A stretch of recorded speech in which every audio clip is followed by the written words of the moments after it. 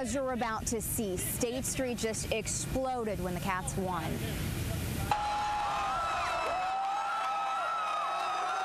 Our cameras caught it all in the heart of student housing right on State Street and Elizabeth. Celebrations turned to riots. Watch as students jumped on this fire department SUV. Thankfully, police in full riot gear were able to get us out safely. We have engines running up and down here, commanders running up and down here, responded to everything that we find or that we hear about. It's really starting to come down here in Georgetown. Now, as for surrounding areas, they're waiting and watching just like they are here in Scott County. We tracked down the student and spoke with her family. They say the experience has her rattled. Marion County and the city of Lebanon is like most small communities. Everyone knows everyone, and Deputy Anthony Rakes was one of those. When I read the president's message that referenced senior administrators, I said, oh, that's my category. Last Friday, when we walked these streets, we were stepping over people's businesses and their homes. This week, the main roads are clear, and people here have resolved to rebuild. With the gentleman that has barricaded himself inside that apartment for about 6 hours now, after the shots were fired. Initially, they did get a little bit of contact with him shortly after that first time. Two gunshots were fired at police, and so that sparked an increase in activity, more shots of irritant gas being fired, and right now, police tell us there are no injuries. We're being told right now at this moment, police are asking us to move for our own safety. We're moving out of the way. Just bear with us. Police are asking us to move for our own safety. We are behind police cars right now. You can see they are concerned. They are asking us to move this way past this van. We're going to comply with what the police are asking us to do for our own safety here.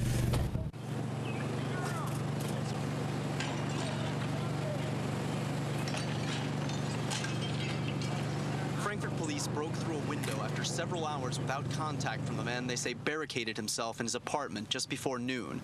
A negotiator tried to call the man on a phone thrown through the window, and when that didn't work, police sent in canisters of irritant gas. This is not the person that I've grown to know. Tisa Cunningham says she's known the man for several years. She couldn't believe it when she heard about the standoff.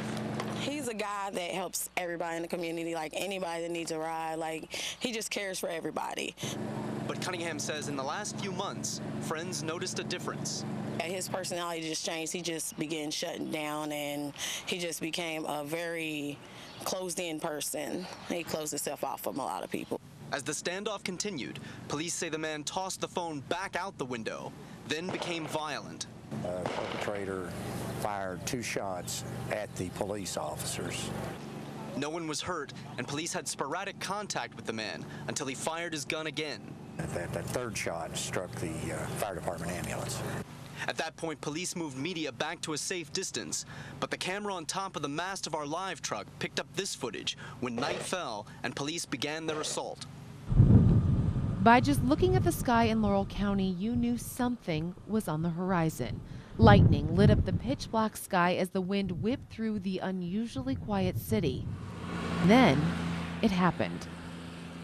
And we were right there to see it all unfold. You got a hot wire on this side and one on this side. First on the scene and first to call 911. You're gonna have to turn around, buddy.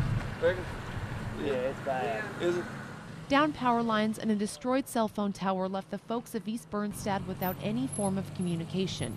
My call for help was the first dispatch had received in the beginning of a long night of rescues, discoveries, and heartaches. It was awful. I've never been through anything like that in my life. And with Tina Eversole's voice still quivering with fear, she describes for us what went through her mind as the storm went through her house. I mean, we heard it coming, and we just grabbed everybody, our dogs, and we just got down and pulled the couch over us. And it was ripping apart all around us. Ripping trees from their roots and yanking her home and trailer from their foundation. But for Eversole, she says materials are replaceable. Family is not. All I was praying for my aunt. She's across the road. She's dying of cancer, and she can't walk. Just so worried about her, I couldn't even really think about us. But as the storm settled, reality sunk in. I just started bawling and looking around, trees, wires, people's homes, I don't know. All scattered, some on top of the other. And it was terrifying. But at the same time, I was thanking God we were alive. But the case was not the same for everyone in this community.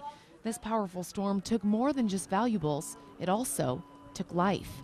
A reminder for Eversole that those dearest to her, like her aunt across the road, can be gone in an instant. I went straight to her, kissed her on her head, and hugged her, and we're here, and that's all that matters. This stuff can be replaced. They can. In Laurel County, Melissa Adizadi, WKYT 27 News First.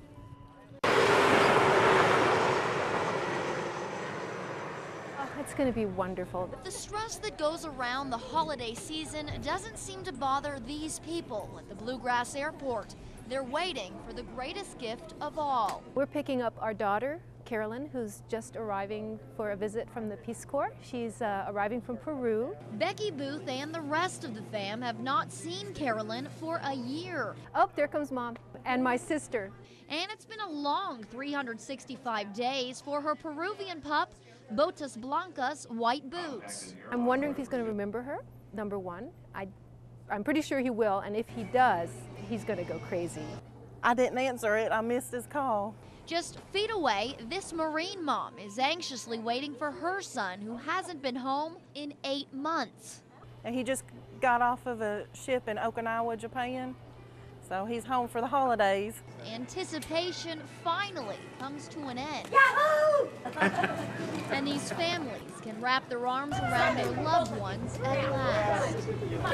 Yay! We made it! Yay! Welcome back, Carolyn. Oh my gosh, look at this!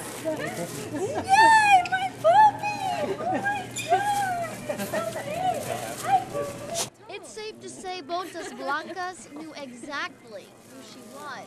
Feels great. I really didn't think he would after all this time, but he does. And I just got to see if he still remembers all the things I taught him. There he is! My big bad boy. Woohoo, the best looking Marine. Yes. Oh, I love you. They traveled far, but making it home for Christmas was worth the journey. Amazing. It feels great. I miss it. So it's glad to be back. I'm glad to be back home. Spend Christmas with my family. Brittany Paulette, WKYT. Everything's demolished. Steps to a home that's no longer there. Trees uprooted, others scattered for insulation and what was once Cecile Moore's roof. As for the rest of her home, she's lucky to find a familiar chair. What was my living room? Moore's family members scavenged the ruins for anything they could salvage. It's heartbreaking. Nowhere to go, no home, no nothing. Moore had been monitoring the storms in other parts of the state, but says outside her window all was calm when she received a frantic call from her daughter. She called me and said, Mama, are you in the cellar? And I said, no. She said, go to the cellar. There's a tornado warning. By the time I got to the cellar, maybe 2 minutes it hit. After 10, 15 minutes, I came out and my brother's was totally gone. Mine's all destroyed. Moore's one comfort was learning her family members were all safe, but her plans for the future are less certain. I don't have one. Don't have one. In Russell County, Gabriel Rojas, WKYT 27 News First.